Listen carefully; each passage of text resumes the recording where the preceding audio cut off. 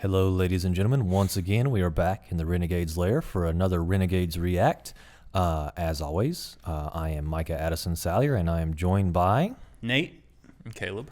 And tonight, or whenever you're actually watching this, we will be reacting to Man-at-Arms Reforged on the Me channel, their latest episode, the Chitauri Scepter, a.k.a. Loki's staff from the Avengers. Now, Micah, how big of a fan are you at Man-at-Arms? I absolutely love Man-at-Arms, and honestly, Man-at-Arms Reforged, because I also knew about the Stagmer brothers even before they started doing this. I'm not. Well, they're closer. They're closer than Horton. Right. Yeah. Tony Horton. He was out in California, whereas the Stagmer brothers are in Maryland. Right. Mm-hmm. Baltimore. Yeah. Baltimore Knife and Sword. So nice. I don't do a lot of blacksmithing. I'm really into it, trying to get into it. I was a studio art major for all that was worth. But I just love making things with hands-on, and I love seeing people do it. And hopefully one day in the near future, I'll actually start my own channel. Well, I've started the own channel. There's just nothing on it. It's called Micah Makes. But I would like to do something like this. Coming soon. I have faith in you, man. You're a hard worker, and knowing how passionate you are about these things, if you put your mind, anything I've seen you put your mind to comes out really good.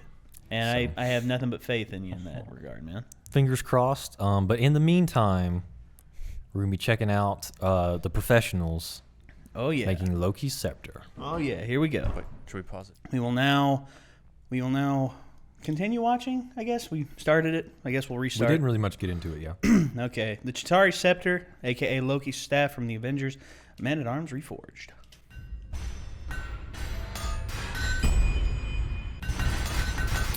It looks like they got a lot of requests on that one.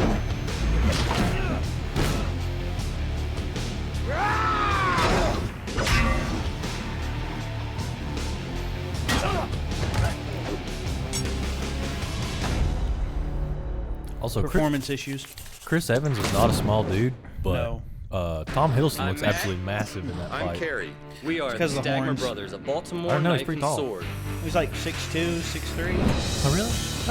Our work I don't know. can be seen on film, Broadway, and at Renaissance festivals around the country. I know Chris Evans is like 5'10", 5'11". We're going to be building some of your favorite weapons, and some weapons that you've never seen before. This is Man-at-Arms Reforged. Yeah.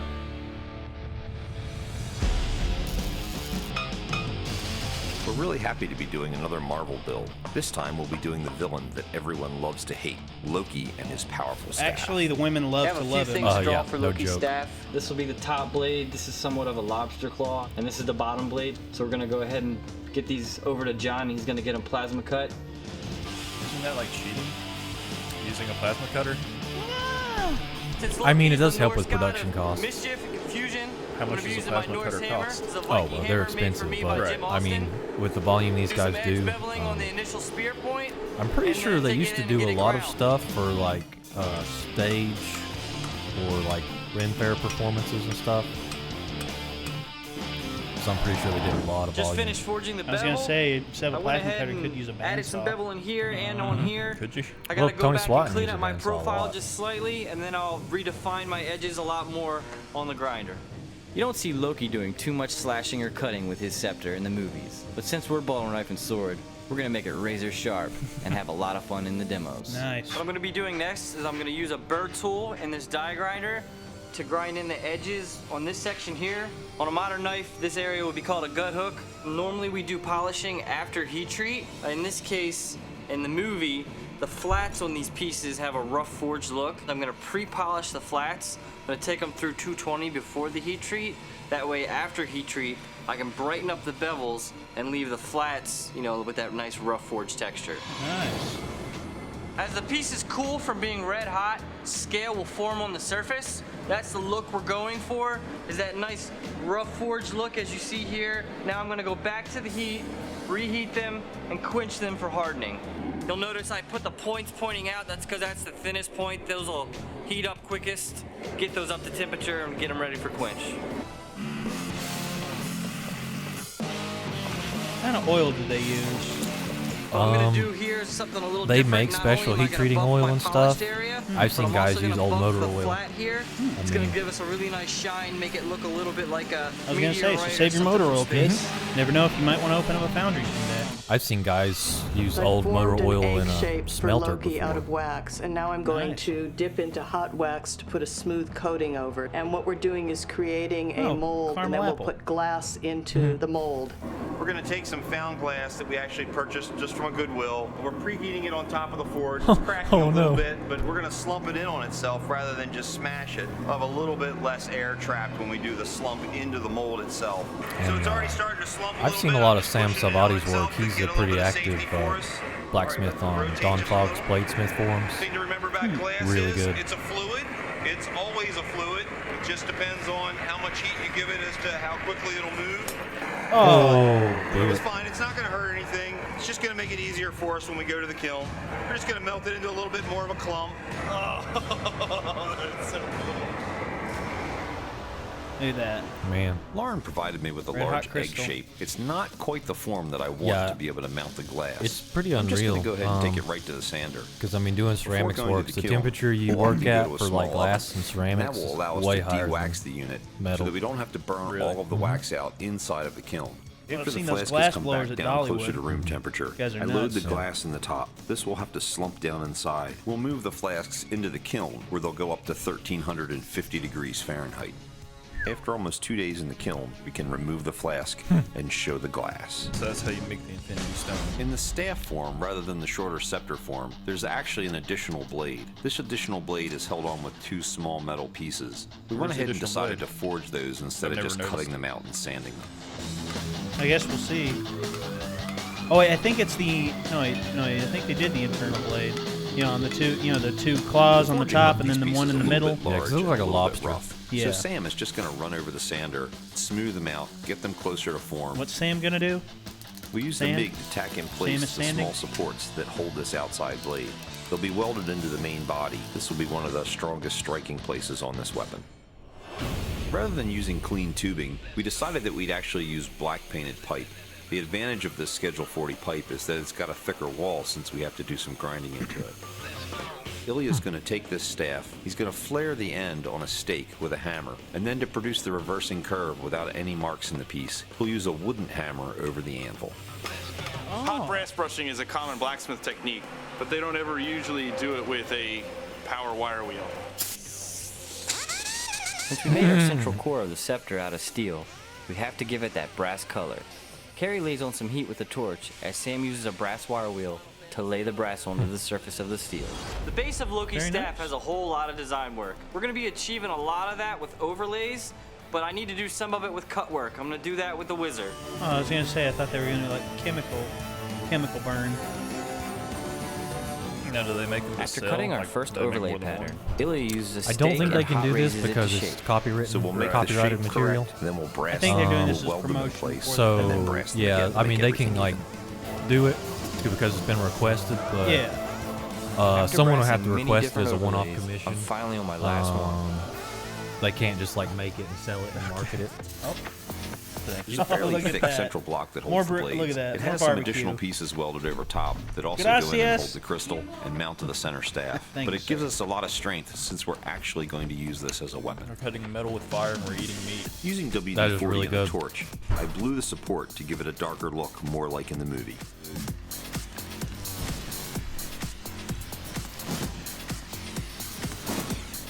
Carrie uses the lathe to turn our scepter that will hold our glowing orb. Last Dang. night, Carrie made this fitting. He also took some round rod, he flattened That one is side good. of it, and then tack brisket. welded it on here. And while it was hot, he went ahead and coiled it around to give us that look. I get John to help me welding on this. I hold everything in place, make sure I have clearance for the crystal, and John comes in and welds it from behind with the MIG. We finally reach the point where we can begin to assemble this. We take the head assembly and weld it onto the staff. After welding, we quench the staff so that we can handle it. This is our hack That looks flashlight. really It's good. got the really hot LED. We're gonna drop it down in the pipe. It'll slide up into its mount. There's a lock on the back side that'll be covered by the plate. It rotates to turn on. Set our crystal in place. This will be set in silicone. And then this is the first of 4 top covers. And then there's 4 or 5 bottom covers that go in place as well. And they'll get tack welded and then they'll be brassed so that everything's matched. But before we do that, we'll make sure that we have all the finishes the way we want them. We combine several different techniques here that are rarely used in the shop. Yeah, you might want to. Glass casting is something we've only done a couple of times before and took us several days. I'm really happy how this entire build came together. Oh, that's beautiful. That looks really good. That is beautiful. I wonder if they're going to get someone special to swing it. I don't know.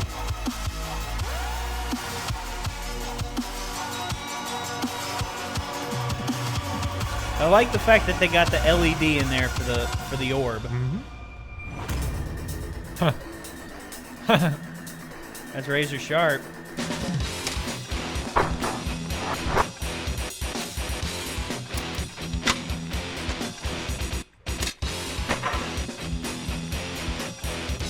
Oh no! Beheading Spider-Man.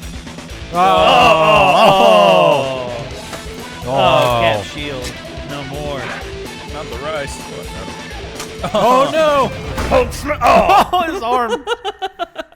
Payback. Click here to subscribe or click here to watch more episodes. Okay. Thanks for watching Man-at-Arms Reforged. We need to know what you want the guys to build, so tell us in the comments below what weapons you want to see next. I think we could take them.